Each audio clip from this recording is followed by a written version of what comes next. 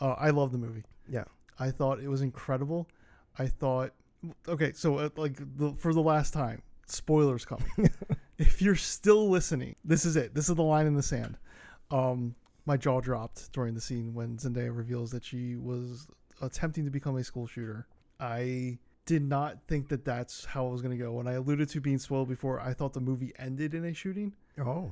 And in fact, there's a few times during the movie when they sort of cut to a sort of dream, like, I guess a dream scenario.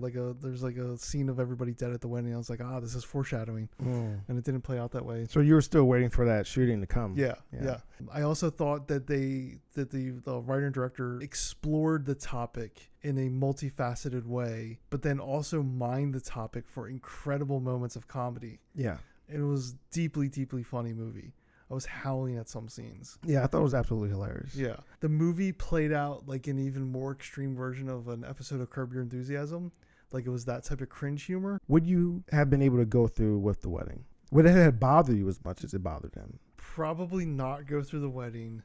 Probably the best bet is like to go to couples therapy or something. I don't know. I feel like it would be definitely something like pump the brakes, but it's like if you were to go to therapy or you were to go to couples counseling and like talk about it and like really talk through that, people change. It is something kind of crazy to learn a couple of days before your wedding. In a scenario where, people, before you get married, it's a big deal. So people already kind of have cold feet. You could be in the most perfect relationship ever and still be, questioning, you're getting married. If everything goes well, like it's supposed to, this is a lifelong commitment.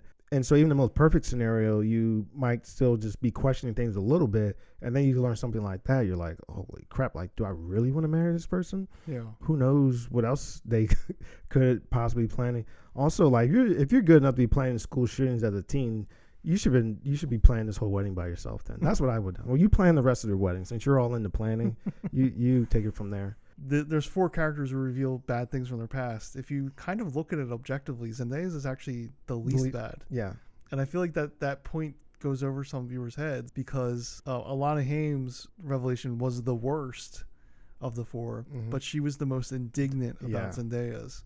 And I thought that was a really interesting writing choice to basically show that, because school shooting is such a hot, I mean, I can't even call it a hot button issue. It's like it's an epidemic. I think this movie kind of covers a lot of things, or like makes you think it's about many different things. Yeah. Because on the surface, she planned a school shooting. Is this a commentary on school shootings? And I really don't think it is. No. I think that's just what she did as far as planning the school shooting. But then nobody can see past that because all they're seeing now is just the intent of the act. And she didn't even go through with it. They talk about empathy a lot, but no one has empathy for like Zendaya. Yeah. Like Alana Haim, like she never asked like, well, why did you like plan? Like what was going on? We learned through flashbacks from watching the movie, like she was kind of a loner.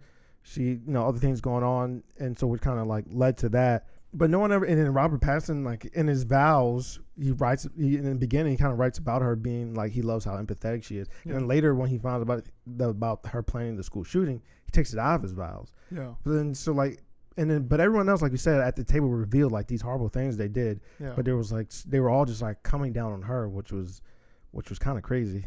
Not crazy. Like I get that. That's weird. When Robert Pattinson mentions his thing, he says something about like, oh, you were only 14, 15 years old. Your frontal lobe's not even fully developed yet.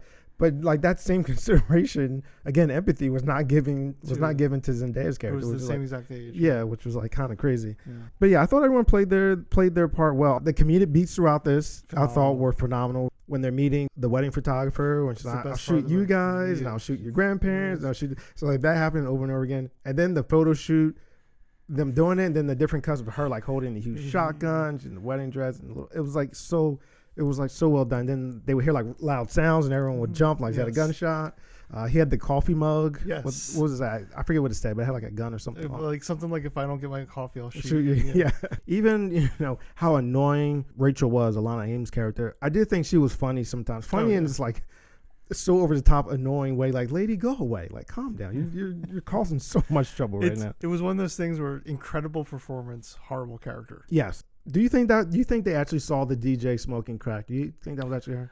Oh man, that's another part of like.